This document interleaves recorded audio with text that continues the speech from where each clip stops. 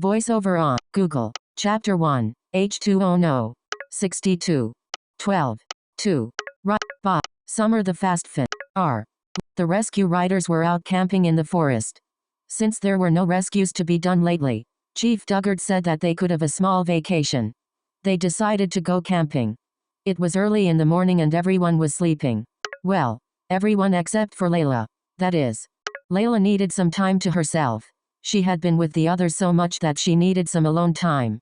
Not that she minded spending time with other people. It's just that she hadn't been by herself in a while. She was walking in the forest thinking to herself.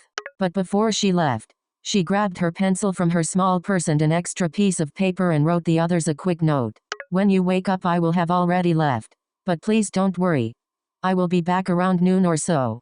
There is something I need to take care of in town. Tilda Layla. She quietly crawled toward the tent flap and quickly unzipped it enough for her to slip through. She then walked into the woods, wanting some time to herself before the others woke up. But little did the girl know that she was being watched by a figure hiding in some nearby bushes. The sun hadn't even risen when she left. The sun was just peeking over the horizon right now. It had rained last night, so it was really dewy out. There was fog all over. It wasn't that bad that she couldn't see, but just enough so if she tried to look far she wouldn't be able to.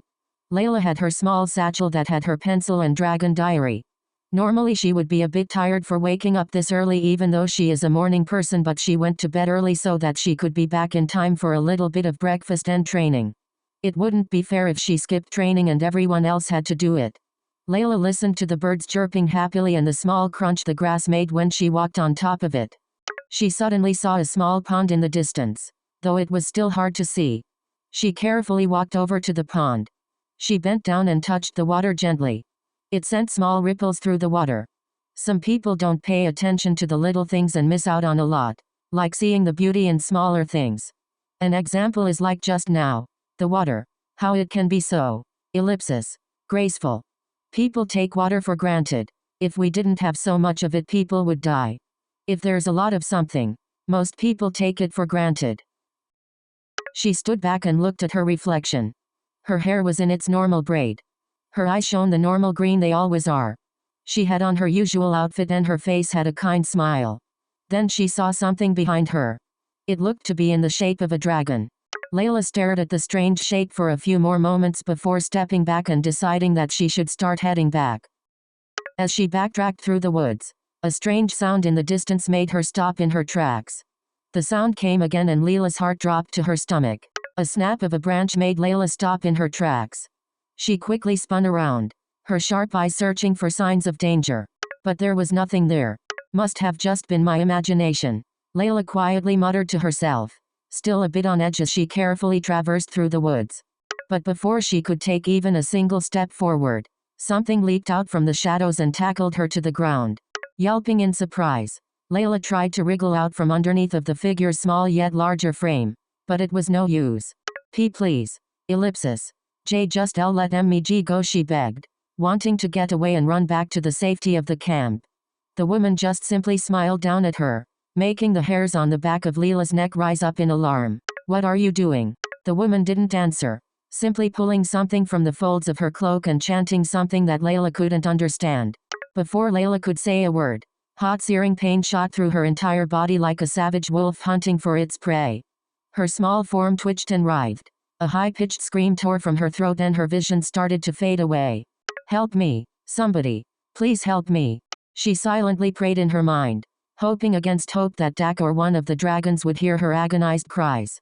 Layla's screams continued as her body began to expand, her clothes ripping as she grew, her hands turning into claws, a tail popping out from her butt, her teeth falling out, as new sharper teeth popped in and her mouth turned into a dragon muzzle. Her back exploded as wings burst out, and scales covered her entire body. Soon it ended, and where once was a human girl was now a sky blue fast fin with gold markings on her paws and forehead, which are the same blue in her underbelly, tail tip, and wings were yellow. She also had dark brown eyes that were barely staying open. However, she smiled when she saw a full-powered blast of fire and water blast into the cloaked figure and knocking her backwards. Summer and Agro, having heard Layla's screams, arrived just in time to see the end of Layla's transformation, which caused them to pause in shock at what was happening as it finished.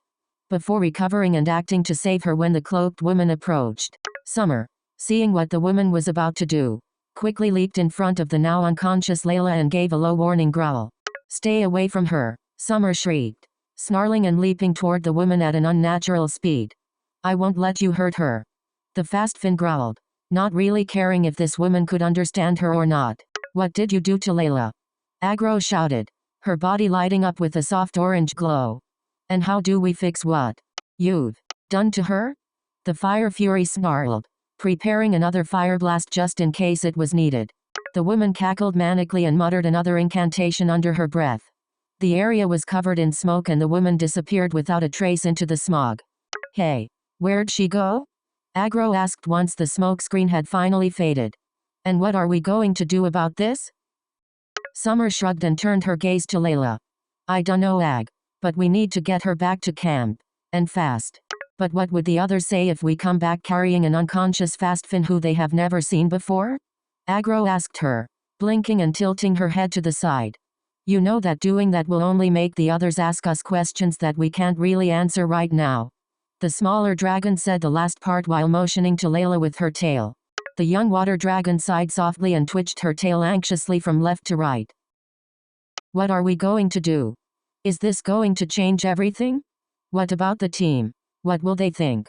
These thoughts were racing through the young fast Finn's mind like a raging storm and she wasn't sure what to do about anything at the moment.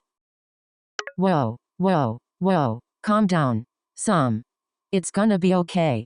We just have to track down the cloaked woman. Agro broke through Summer's mental panic attack by waving a wing in front of her face. The fast Finn sighed softly and shook her head, trying to calm the uneasy feeling pooling in her stomach. "Why yeah, you're right, Agro," she replied, shaking out her wings and glancing up at the clear blue sky above them. "We need to track down the person that turned our friend into a dragon," Agro said as Summer gently hoisted her unconscious friend onto her back. "Will you be able to fly with Layla on your back?" the Fire Fury questioned as they prepared to take flight. Summer nodded her head and took to the sky with Agro following her lead. "I'll be fine. Don't worry about it, Agro," she told her with an easygoing smile. "Now come on. Let's go find that cloaked woman and get her to change Layla back to normal." Agro nodded and with no more words left to be said, the two dragons took off into the sky, making various plans as they flew on through the forest. Voiceover off.